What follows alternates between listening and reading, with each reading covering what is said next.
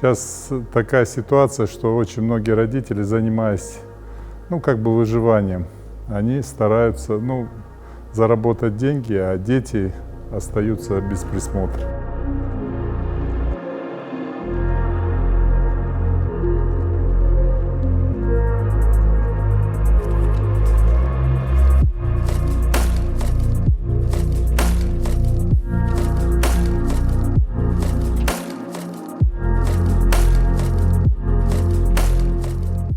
Хочу реализовать то, что передал мне тренер, а тренер, у меня был очень великий тренер Асланбек Захарович Згоев. Я вот сейчас хочу реализовать ту старую школу. Мы здесь даже напишем USSA, рестлинг, и хотим попробовать посоревноваться старой школой и новой школой. Надо очень много времени положить именно в становление борца, именно дать ему его базу, чтобы он потом, дойдя до определенного уровня, чтобы он там не остановился.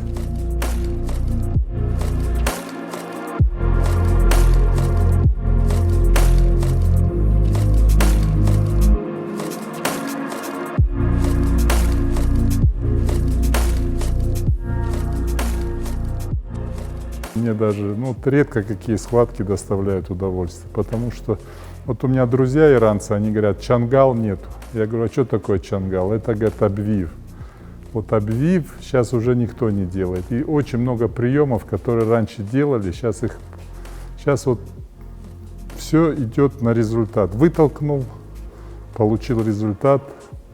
И иногда даже вот смотришь, тяжеловесы выходят, вот такая спина, все, и вот толкаются, где-то вот на полмиллиметра вытолкнул и радуется, бегает. В наше время такой человек бы, я не знаю, даже, может, в тройку не попал бы. Как можно сравнивать школу, с чем владел Суслан Андиев, и вот сейчас настоящий тяжеловес.